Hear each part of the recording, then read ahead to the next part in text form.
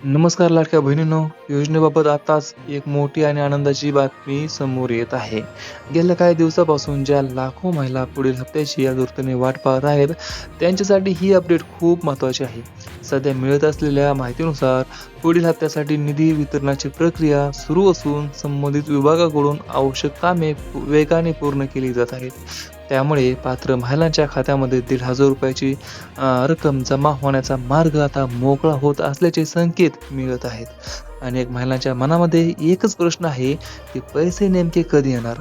तर उपलब्ध माहितीनुसार महिन्याच्या अखेरीस किंवा त्यानंतरच्या पहिल्या काही कामकाजाच्या दिवसांमध्ये टप्प्याटप्प्याने रक्कम जमा होण्याची शक्यता व्यक्त केली जात आहे. मात्र सरकारने अद्याप अधिकृत तारीख जाहीर केलेली नाही. त्यामुळे कोणत्याही व्हायरल मेसेजवर विश्वास ठेवू नका. जर तुमचे ई-के-वाय-सी पूर्ण असेल, आधार कार्ड बँक खात्याशी जोडलेले असेल आणि अर्जामध्ये कोणतीही त्रुटी नसेल, तर तुमच्यासाठी कोणतीही अतिरिक्त प्रक्रिया करण्याची गरज नाही. रक्कम थेट डी-बी-टीद्वारे तुमच्या बँक खात्यामध्ये जमा केली जाईल. सध्या अनेक जिल्ह्यांमध्ये लाभार्थी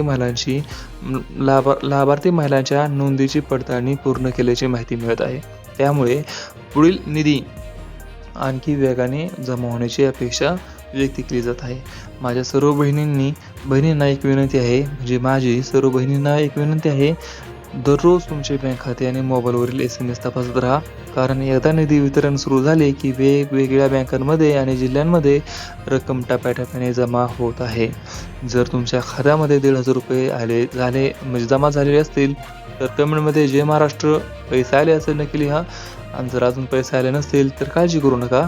तुमचाही हप्ता पुढील टप्प्यामध्ये जमा होण्याची शक्यता आहे.